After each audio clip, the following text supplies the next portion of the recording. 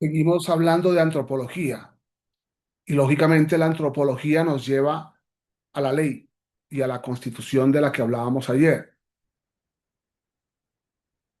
En efecto, someter la persona a la ley o determinar con la ley los alcances de los derechos de las personas nos enfrentan a un concepto negativo del derecho, lógicamente a un concepto negativo de la libertad. Así, libertad es, como la define David Rafael, la ausencia de restricción para hacer aquello que elegimos o aquello que elegiríamos hacer si supiésemos que podríamos hacerlo. O como igualmente lo hace ver Ayn Rand en un concepto social y político, la libertad tiene un solo significado, la ausencia de coerción física.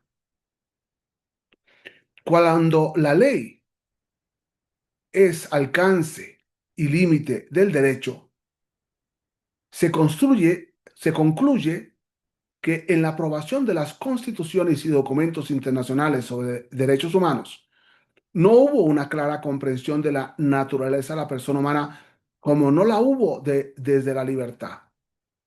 Influyó en su mayoría el liberalismo. Hasta hoy ha prevalecido la idea del Estado como contrato y algunos se autodenominan neocontractualistas.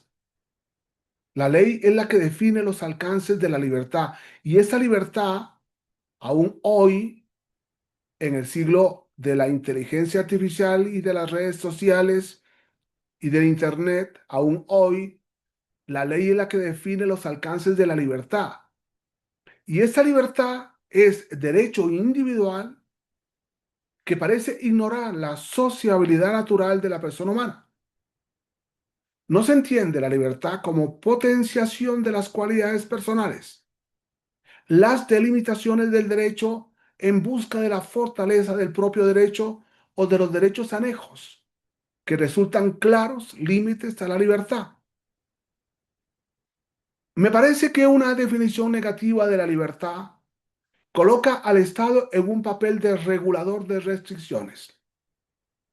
Es decir, aquel cuyo poder simplemente consiste en frenar o soltar por momentos las riendas de la ley con respecto a las conductas y actos de cada individuo, donde por supuesto el estado más benévolo es aquel que dentro de los patrones morales básicos más permite al individuo, esto es precisamente lo que se pretendió a partir de las revoluciones del liberalismo,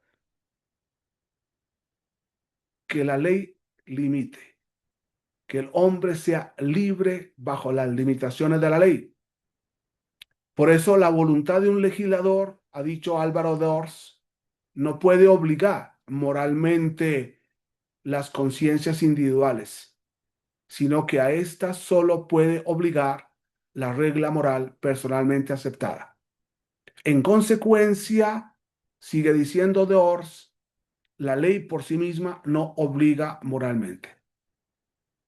Es decir, una ley que fija los alcances del derecho es siempre un límite del derecho y consecuentemente una renuncia de la persona a la plenitud de su naturaleza.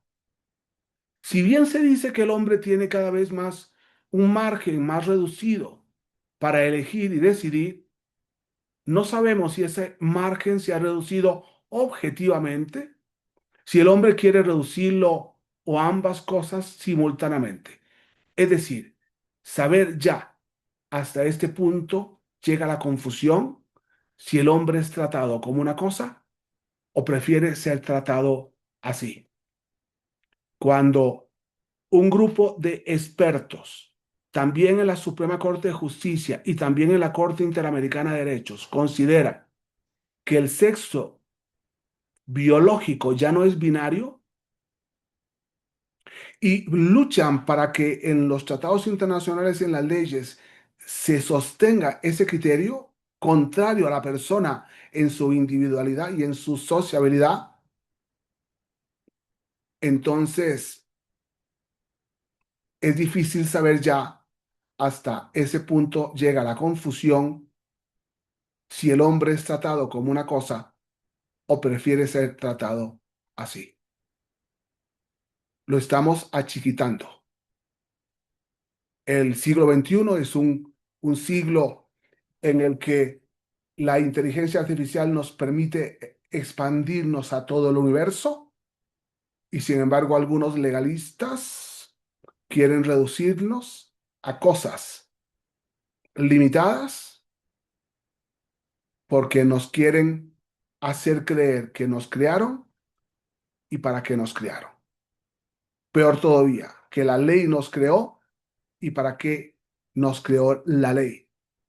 Y lógicamente entonces estamos hablando de una antropología que tendríamos que cuestionar porque no tiene respuestas para mañana, porque el hombre es un ser que muere para mañana, porque con la muerte empieza su eternidad. Y esto no lo está considerando el que gira en torno de la ley los derechos de las personas.